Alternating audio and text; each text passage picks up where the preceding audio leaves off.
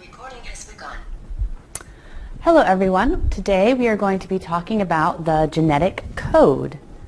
So over the last few lectures we've been talking about the central dogma, which includes DNA replication, which is when DNA is replicated and copied to make another copy of that DNA molecule so that we can undergo mitosis or meiosis. We've talked about transcription, where the DNA is used as a template to make RNA, and then this RNA sometimes can be translated. We talk about how messenger RNAs in eukaryotes are processed, and then those can be translated into proteins. And so that's what we're going to be focusing on today, is this bottom section of the central dogma, is translating those messenger RNAs into proteins. So here is an image that we've showed multiple times before. Here we are looking at the RNA coding region of messenger RNA coding region of both prokaryotic and a eukaryotic organism. So at the top you see the prokaryotic organism, and everything in this image you really should be able to identify and explain. What is the promoter? What is the importance of the promoter? What proteins bind to the promoter, and why is that required? Right? Then what are these cistrons? Remember, cistron is just another name for a gene, and in prokaryotes we can have multiple cistrons on the same messenger RNA. So that RNA polymerase is going to start here in the transcription, and it's just going to continue going, transcribing multiple different cistrons in one messenger RNA. And then those individual cistrons are going to be translated individually into different proteins. Then down here you have eukaryotes. In eukaryotes we have a little more of a complicated regulatory system. We have the core promoter, which is where our RNA polymerase is binding with its associated transcription factors. And then you have the regulatory promoter, and that's where additional transcription factors are binding, these transcriptional activator proteins that are required for transcription to begin. In eukaryotes, in addition to having more promoters, we also have a little bit of a more complicated situation here in the RNA coding region. We have exons and introns. And remember, we discussed how those introns are removed with splicing. In addition, the messenger RNAs are processed by adding that 5' cap and that 3' poly A tail. And then that messenger RNA, once it has its cap and its tail, it can be exported from the nucleus and sent into the cytoplasm, where then that messenger RNA can be translated into a protein. So just a brief reminder about protein structure. Proteins are amino acids that are joined together by peptide bonds. And this is our primary structure. So just basically the sequence of amino acids along in kind of in a list. Right? That is our primary structure. Then this structure can fold in on itself to form secondary structures like alpha helices and beta sheets, and then these can form even further into tertiary structures, and then we can have multiple subunits come together in quaternary structures. What we're mainly going to focus on in this Genetics 311 is the primary structure. So how do we go from our messenger RNA, our RNA sequence, to our amino acid sequence? So the question was, okay, in our messenger RNA, how many different bases are there? Well, there are only 4 bases, right? A, U, G, and C in the messenger RNA. But there are 20 different amino acids. So how could that messenger RNA code for 20 different amino acids? Well, it can't be a one-to-one code, right? It can't be A codes for leucine and C codes for thymine, right? It has to have another way that that's going to work. And it can't be a 2-letter code, because if it was a 2-letter code, that would give us 4 options at space 1, 4 options at space 2. That's only 16 possibilities. So if it was a 2-letter code, we could only code for 16 amino acids. So we had to have a 3-letter code. That means that 4 times 4 times 4 in those 3 spots, that would give us 64 options, which is plenty of different combinations to code for those 20 amino acids. So then the next question was, is this code an overlapping code, or is this code a non-overlapping code? So scientists looked into that and determined that if it was an overlapping code, then there would be a severe restriction in the protein sequences that could be made. So it turns out we have a non-overlapping code, like you see here at the bottom, where we have the first codon is AUG, and then we have CUG, and then GCA. And that combination of three messenger RNA bases together is what we call a codon. Now, if we look at one region of messenger RNA, there's actually three different ways we could read it.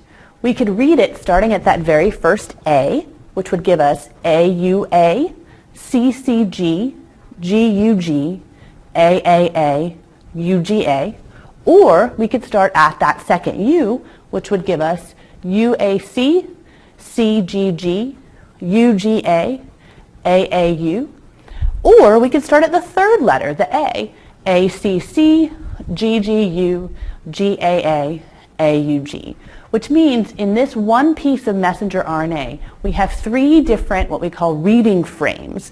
These are three different places we could start, and depending on where we start, it's going to give us a completely different set of codons. If we look at the DNA, remember DNA is double-stranded, so for each region of the DNA, we actually have 6 different reading frames. So you may think, how in the world do we know where to start reading the messenger RNA? Or how would, if we looked at a double strand of DNA, where would we know what part is actually going to be made into messenger RNA and protein? And it turns out that if we're looking, we're trying to find a start and a stop codon in frame. So what's a start codon? What's a stop codon? Well, scientists had, once they determined that it was a 3-letter code and 3-letter combinations code for an amino acid, the next question was, well, which 3 letters code for which amino acids? So there were a couple of different experiments that help us to figure that out. One was done by Nuremberg and Mattei, and what they did was they took a poly-U, which just means a whole string of U's, basically a whole string of U's put together, and they used that with a cell-free extract, which basically means they took everything out of the cells and they put them in a tube and they added the poly-U. So it has all the components that would normally be in a cell, it's just not confined to that, the cell any longer. So what they did was they took that poly-U and that cell-free extract and they added each individual amino acid with one. So they added all of the amino acids and one individual amino acid was radioactive. So they did the same experiment 20 times, right? And each time they did it, they had one different radioactive amino acid. And what they wanted to see was whether that radioactive amino acid was incorporated into a string of amino acids. And what they found was that the only time that they could get any sort of radioactive label incorporated was in the tube for phenylalanine. So see here they have their poly-U homopolymer, so this long string of U's, right? They added that poly-U to this cell-free extract, and then they added a radioactive amino acid, so just one radioactive amino acid, so they had to do the same experiment 20 times.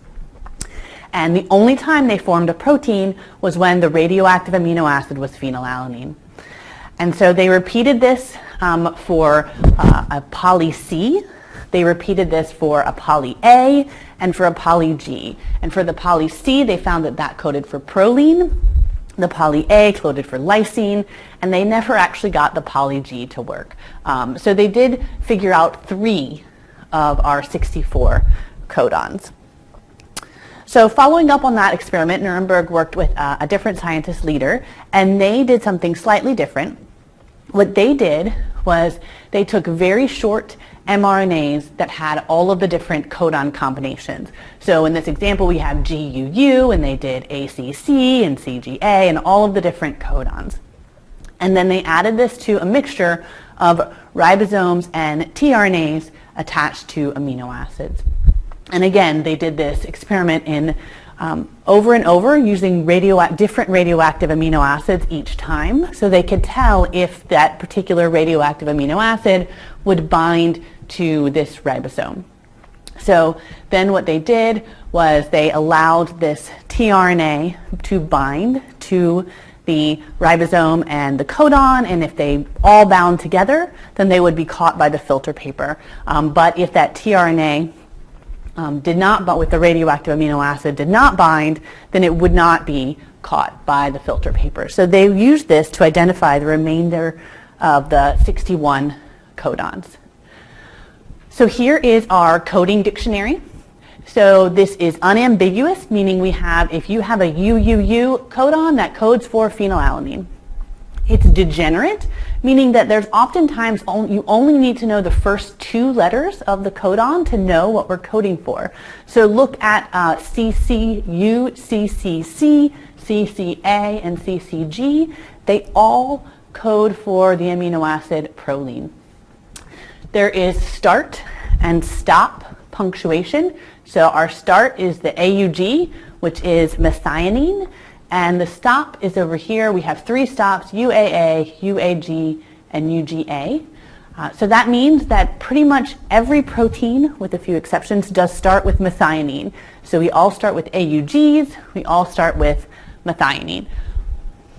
There's no internal punctuation. There's no spaces, there's no commas. You just start and then you go until you stop, right? Because we've already removed the introns. There's no need to stop.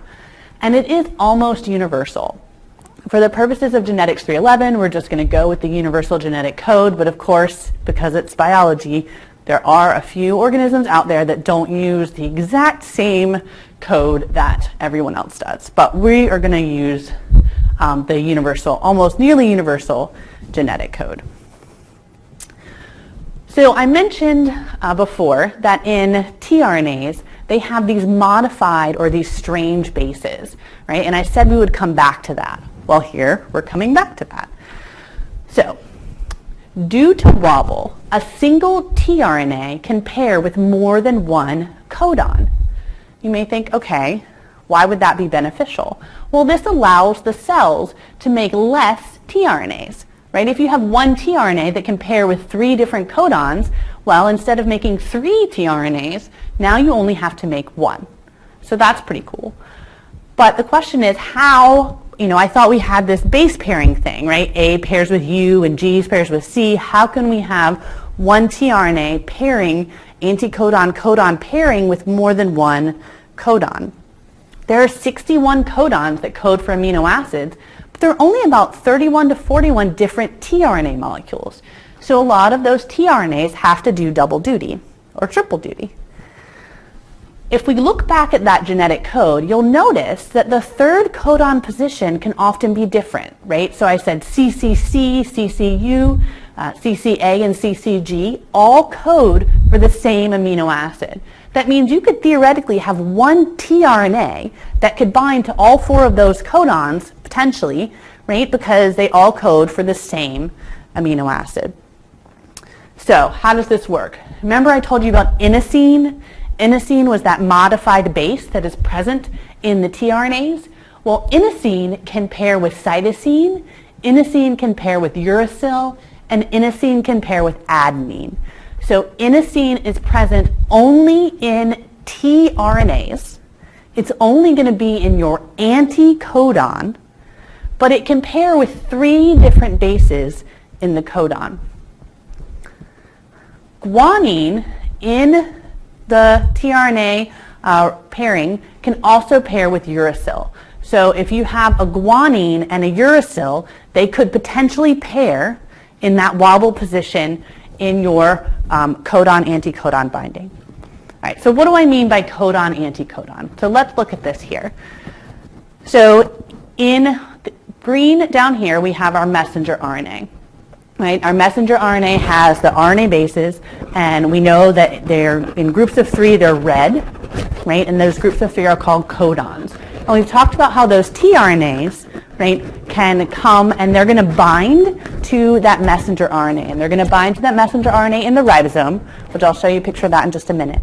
And they're tRNA, so they're transferring, they're bringing in the amino acids. So in this case, we have a tRNA that is bringing in a serine.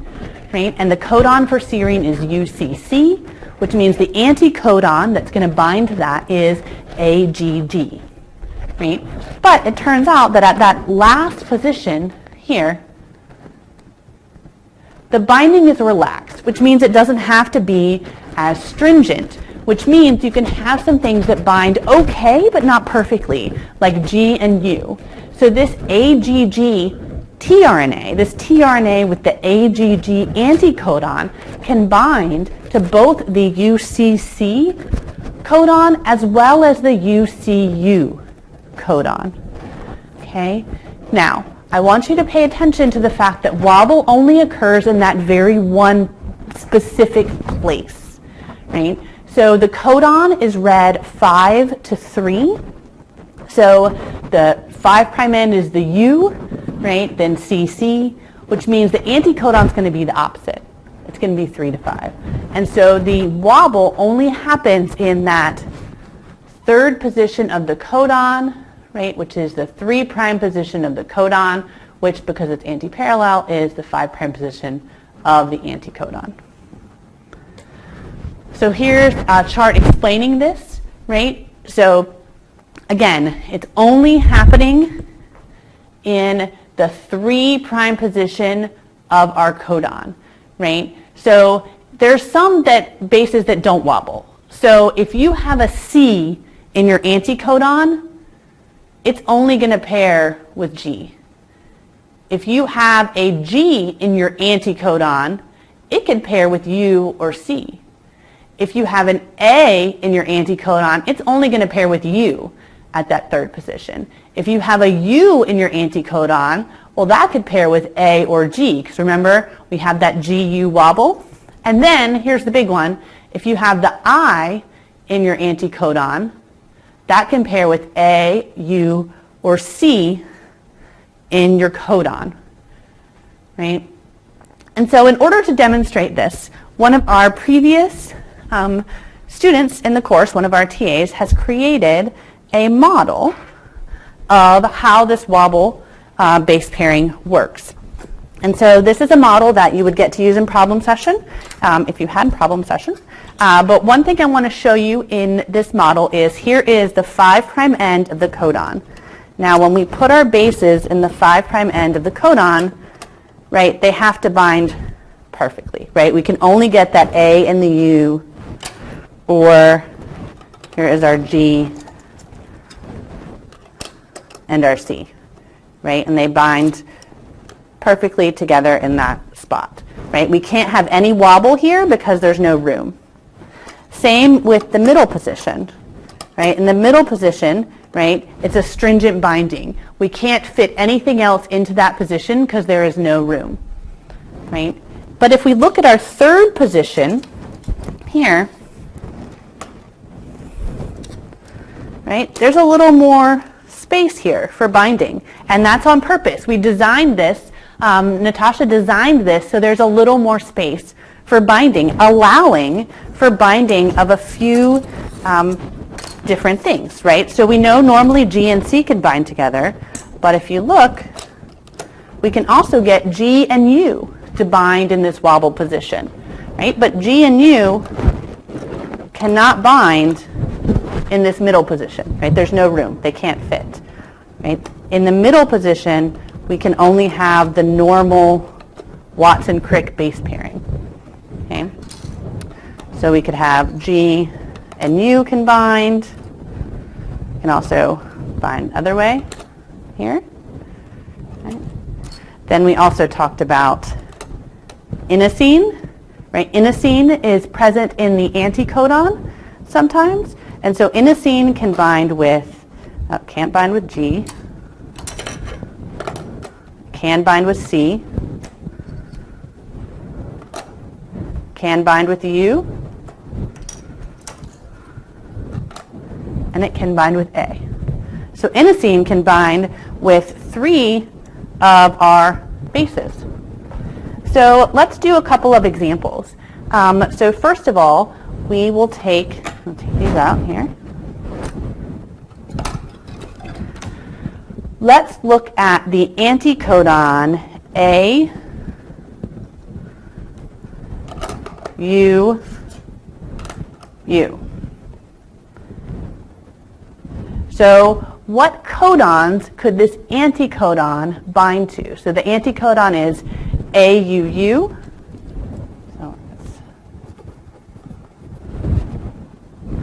So in this first position, there's no wobble, so it's going to bind with U. In the second position, again, there's no wobble, so it's going to bind with A. And in the third position, well, let's see what we can get here. So we know that we can bind to A, right? So AUU could bind to UAA. Okay, let's try the other ones. Cannot bind to UAC.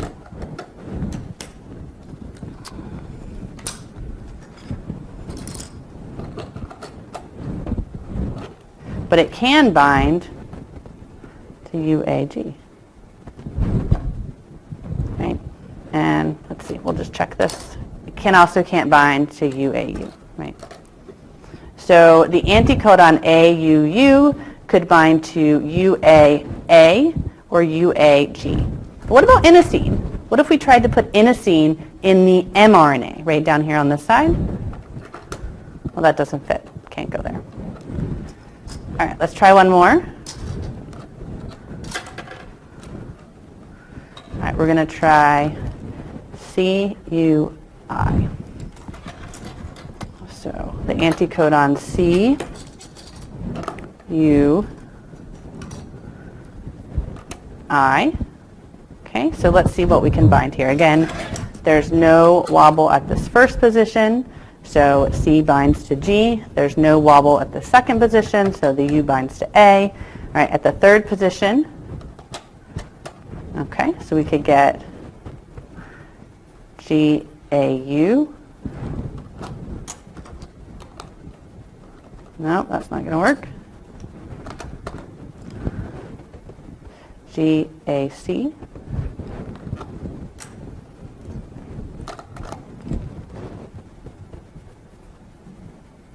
And GAA. So the anticodon CUI can bind to the codons GAU, GAC, and GAA. So again, the purpose of this model is we're showing here is our mRNA sequence on this side. The mRNA codon is read from 5' to 3'. Up here we have our tRNA anticodon. The tRNA anticodon is going to be anti-parallel, so it's 3' to 5'. And in the first position, right, we have tight binding. In the second position, again, we have tight Watson-Crick binding. But in this third position, we have a little more room. We have room for wobble, right? And so we can get wobble binding in this third position. And inosine, the modified base, can bind in the 5' position or this position of your anticodon, which allows it to bind with 3 different bases in the mRNA codon.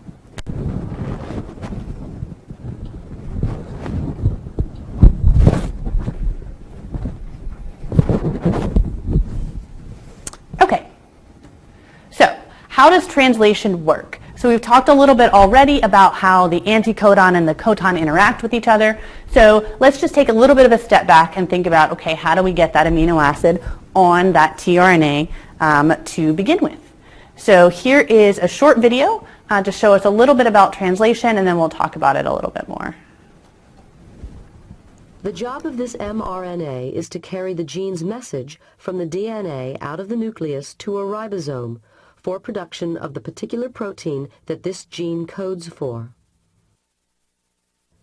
There can be several million ribosomes in a typical eukaryotic cell. These complex catalytic machines use the mRNA copy of the genetic information to assemble amino acid building blocks into the 3-dimensional proteins that are essential for life. Let's see how it works. The ribosome is composed of one large and one small subunit that assemble around the messenger RNA, which then passes through the ribosome like a computer tape. The amino acid building blocks, that's the small glowing red molecules, are carried into the ribosome attached to specific transfer RNAs. That's the larger green molecules also referred to as tRNA. The small subunit of the ribosome positions the mRNA so that it can be read in groups of 3 letters known as a codon. Each codon on the mRNA matches a corresponding anticodon on the base of a transfer RNA molecule. The larger subunit of the ribosome removes each amino acid and joins it onto the growing protein chain. As the mRNA is ratcheted through the ribosome, the mRNA sequence is translated into an amino acid sequence. There are 3 locations inside the ribosome, designated the A site, the P site, and the E site. The addition of each amino acid is a 3-step cycle. First, the tRNA enters the ribosome at the A site and is tested for a codon-anticodon match with the mRNA. Next, provided there is a correct match, the tRNA is shifted to the P site and the amino acid it carries is added to the end of the amino acid chain. The mRNA is also ratcheted on 3 nucleotides or 1 codon. Thirdly, the spent tRNA is moved to the E site and then ejected from the ribosome to be recycled. As the protein synthesis proceeds, the finished chain emerges from the ribosome. It folds up into a precise shape determined by the exact order of amino acids. Thus, the central dogma explains how the 4-letter DNA code is, quite literally, turned into flesh and blood.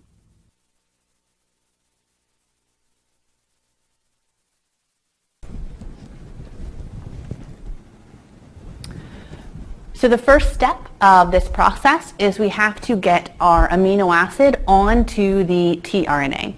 So there's an enzyme called aminoacyl synthetase, and there's one for each amino acid. So there's 20 different versions of this enzyme.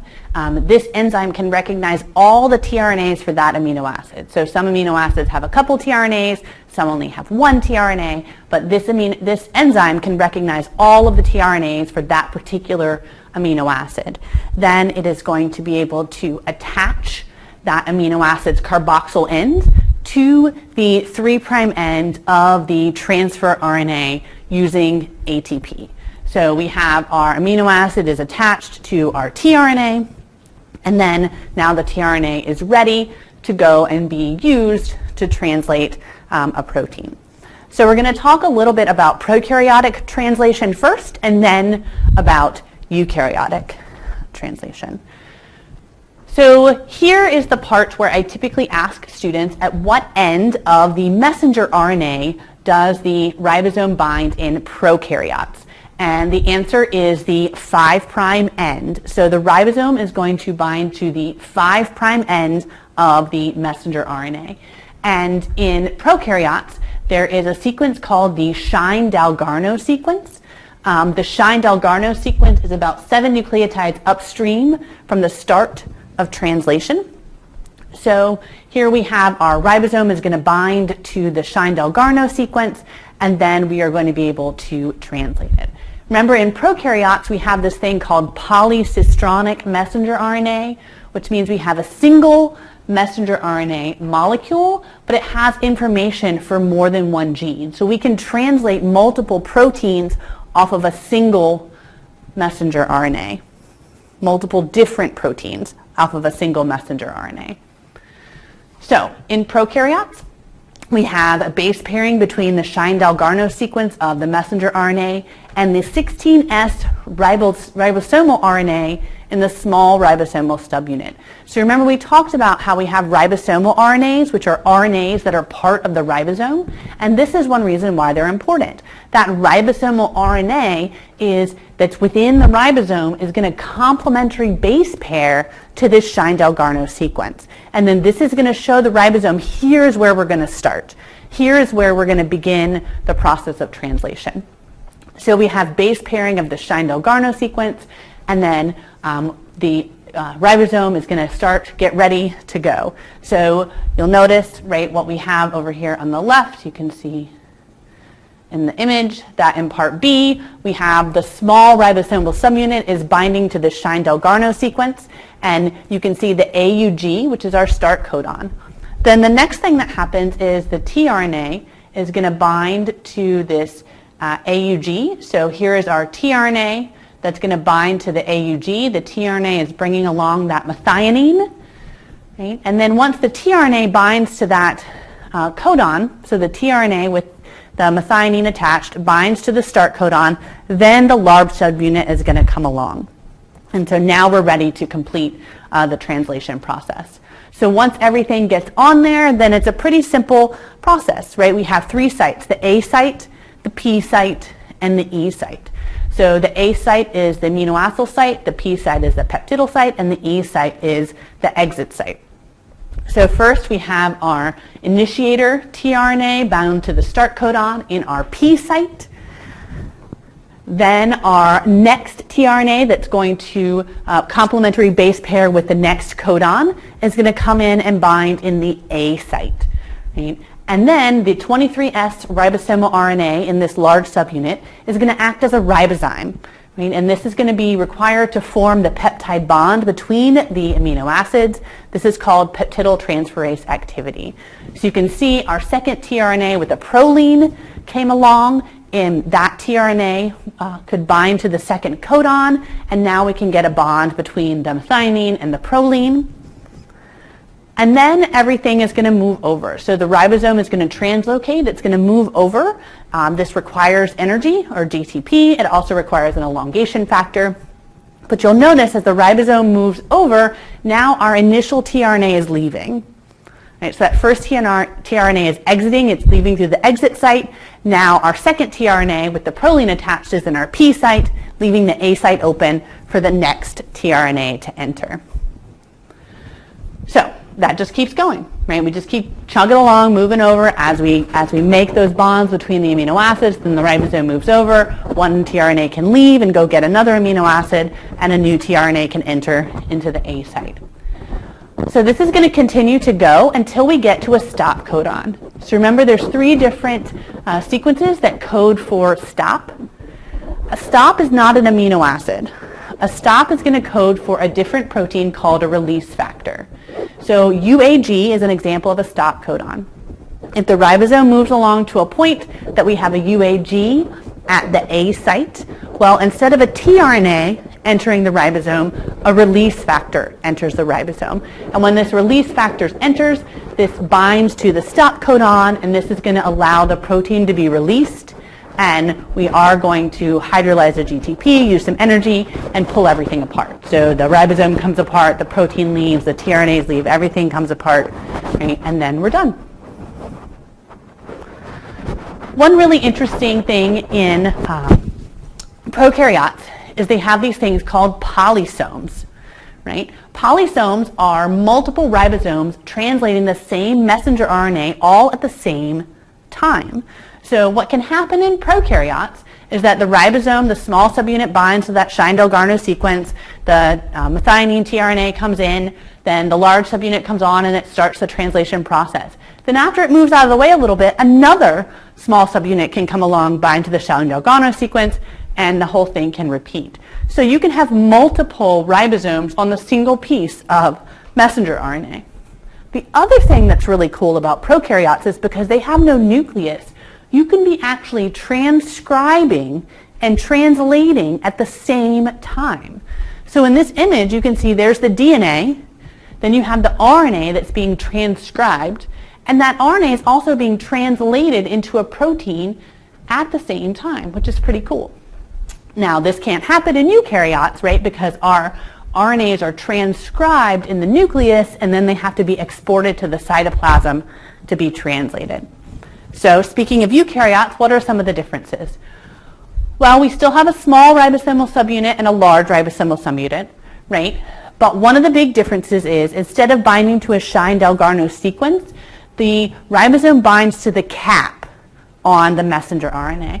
So this is the time when I typically like to ask students, which end of the messenger RNA does the ribosome bind to in eukaryotes. So if you remember, where does the cap is at the 5' end. Therefore, the ribosome has to bind to the 5' end. You can also remember that the ribosome is going to read the messenger RNA from the 5' to the 3', 5 to 3 in both prokaryotes and eukaryotes. So the ribosome is going to bind to the cap. Then it's just going to move on down that region of the messenger RNA until it finds a start codon. So there's an untranslated region between the cap and the start codon, and that untranslated region can be kind of big. Just depends. It's important for various regulatory reasons. So it's going to move down to find the start codon, the AUG. This AUG is typically surrounded by a sequence called the Kozak sequence. This Kozak sequence just helps to verify that, yes, this is where you're going to start. Okay? So the ribosome is binding to this the cap. It's going to slide on down to get to that first AUG to begin translation. Now, remember I told you that the tail was also actually important for translation. So the ribosomes bind to the cap, but the tail actually loops around to kind of hold the ribosome in place. So it makes a loop. So the tail interacts with proteins that bind to the cap to enhance the ribosomal binding and form this closed loop structure. And then of course, like everything else, there's a lot more different proteins involved in the process. But once it gets bound and gets started, it's pretty much the same. You still have the tRNAs coming into the A site, moving over to the P site, and exiting out the E site. But it is not polycistronic, right? So we only have one gene or one reading frame or one start and stop on one particular messenger RNA. So here you have an image of the eukaryotes, right? So here you have the ribosome is binding to our cap binding proteins here at the 5' end. Then it's going to move along until it finds that AUG, that start. And then here is our poly A tail that's kind of binding to those cap binding proteins and holding everything on. Okay? So now that we've talked about both transcription and translation, let's do a couple of review problems, example problems, to help us think about how a DNA molecule can be transcribed into RNA and then translated into proteins. Okay? So here's our DNA molecule. Transcription starts at the left side. So transcription, the making of the RNA, is going from left to right. So then our question is, okay, which is the template strand and which is the coding strand? So remember, what I like to do is, if we're going from left to right, I like to draw an arrow, right? So this arrow represents the RNA that's being made, right? We're creating our RNA from left to right. When we create that RNA, we're always adding to the 3' end, which means the arrow part of your arrow is your 3'. Right? So this is our 3' end, here is our 5' end, right? So if the messenger RNA is 5' on the left, 3' on the right, then it must be made from a template that is anti-parallel to that. So that means that our bottom strand is our template strand, and the top strand is our coding strand. Right? So that bottom strand is being used as a template to make the messenger RNA in this example. Okay, so here is our messenger RNA that we would transcribe. So how did we get that messenger RNA? Well, if we start at the beginning of our DNA molecule, find my mouse to come back here. Right? So across from the A, we would put a U. Across from the A, we would put a U. Across from the T, we would put an A. Then we'd have C, G, T, U, U, A, G, A, U, G, etc. Okay? So here's our messenger RNA. So now we want to take this messenger RNA and we want to translate it into a protein. So let's see if we could do that. Let's see.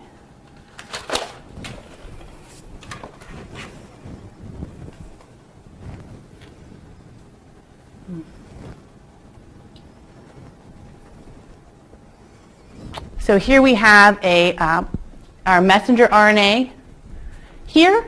So how do we figure out where we are going to start the process of translation? So the question would be, do you remember which codon is the codon where we begin translation? So remind us, here's our coding dictionary, and this methionine AUG, that is our start. So we're going to look for an AUG. So we're going to look through here. There's our AUG. Okay, so that's going to tell us our reading frame. See if I can zoom in a little bit.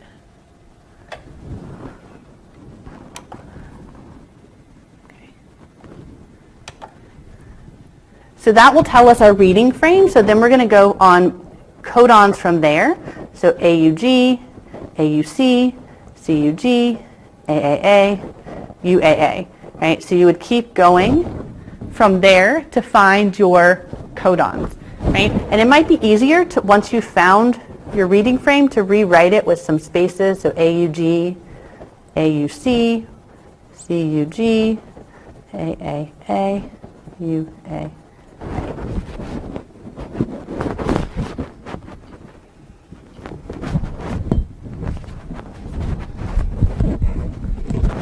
So this is that same information here. So here is our reading frame, AUG, AUC, CUG, AAA, UAA.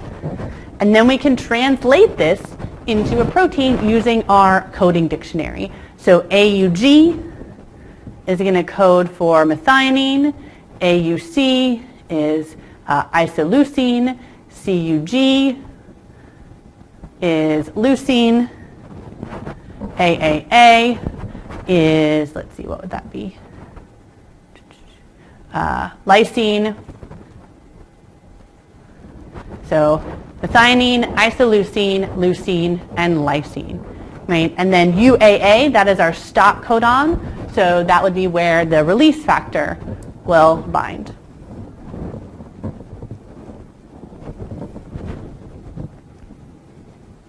All right, we're going to do a couple more example problems. So here is our DNA molecule. Transcription starts at the rightmost base pair and goes to the end of the molecule. Then we want to give the sequence of the messenger RNA and the protein. So I have written this sequence out so that we can work on it here together.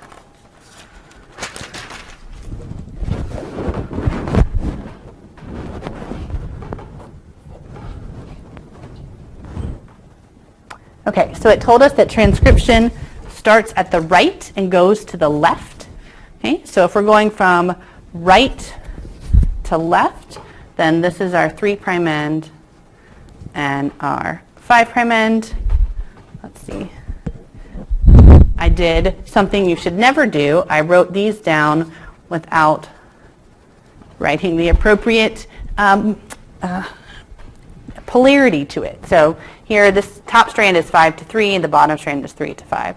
So if we're moving from left to right, 5 to 3, right, we're looking for which strand is our template and which strand is our coding. So this top strand is anti-parallel, so this would be our template, and this would be our coding. Okay. So then to figure out our messenger RNA, right, this top strand is our template, right? So if we're going to write our messenger RNA, we need to remember that it's going to be the reverse complement of our template strand. So our messenger RNA is going to be, right, 3' on the left, A, G, U, A, C, A, G, U, C, A, C, G, C, A, U, A, U, G, U, A, U, G, G.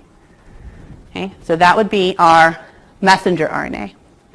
But then if we want to translate this into a protein, our ribosome is going to bind, right, to our 5' end, of our messenger RNA, right, and move towards the 3' end. And I don't know about you, but it's very difficult for me to read from right to left. So I would always recommend rewriting your messenger RNA so that your 5' end is on the left and your 3' end is on the right. Because then that's going to make it a lot easier for you to translate this mRNA into a protein. So if we read it backwards, that's going to be G, U, A, U, G, U, A, U, A, C, G, C, U, G, A.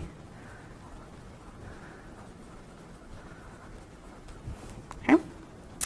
So now we've rewritten it. Make sure I've done it right.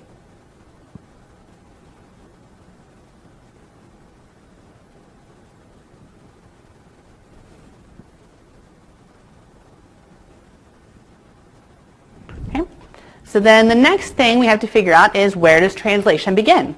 So remember, translation is going to begin at the AUG. So here we have an AUG right here. So let's try, see if I can get this to be on the same. Can we fit everything together?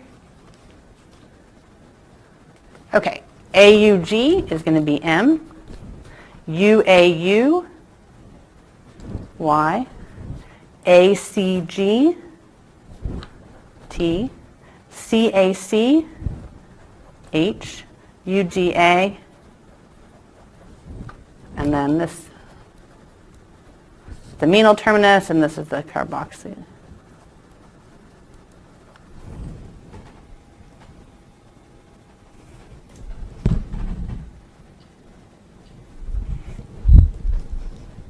So just to walk through this again, the top is the template strand, the bottom is the coding strand.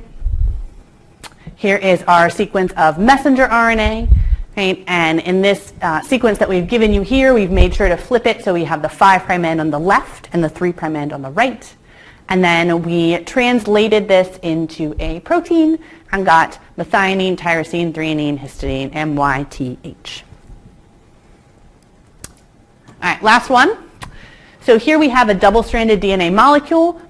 The bottom strand is the template, and the top strand would be the coding. Transcription is going from left to right. So how many amino acids long is the protein formed from this particular DNA sequence? Okay, so let's see. It says the bottom strand is the template, and transcription goes from left to right. So I've got this here.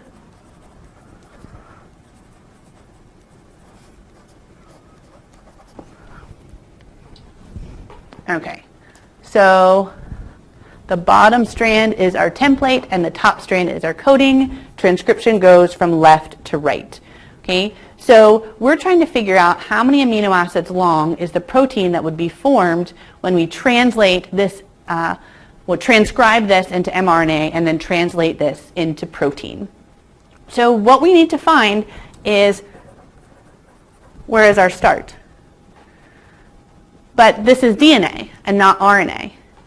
So one thing to remember is that if you think about the sequence of the messenger RNA is going to be the same as the sequence of the coding strand. So let's look back up at the previous example that we just did, right? So here's our messenger RNA here, and here's our coding strand here.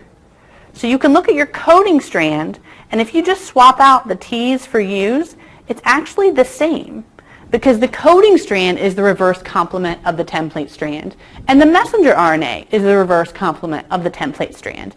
Therefore, they're basically the same, except for the T's and U's are different. So if we're trying to find where the AUG would be in our messenger RNA, we can look for the ATG in the coding strand. So in this case, we're moving from left to right. So we're going to look here for From left to right, we're going to try to find an ATG. It looks like we have one here. So ATG, ATC.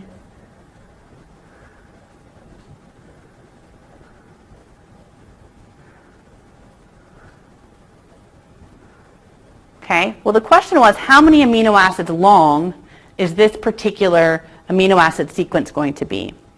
Well, we're going to do something similar. We looked for what would be the start. Now we need to find the stop. So stops are UAA, UAG, and UGA. So in the coding strand, right, we would have TAA, TAG, or TGA.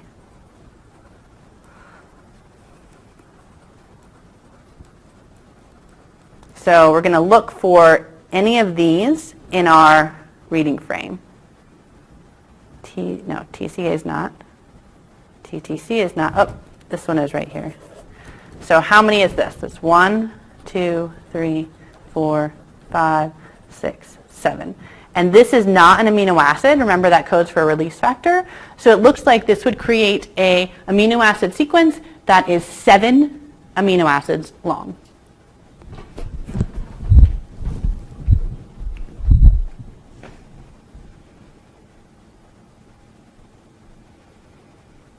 So this is everything we just indicated. So if transcription is going from left to right, then the messenger RNA is being created from 5' to 3' left to right. Remember, we're always adding to that 3' end, which means that if the bottom strand is the template, then its orientation is 3' to 5' left to right. The top strand is the coding, so its orientation is 5' to 3' left to right. And so when we start to circle all of our, figure out our reading frame and circle all of our codons, then, that tells us that our the protein formed is 7 amino acids long. Okay.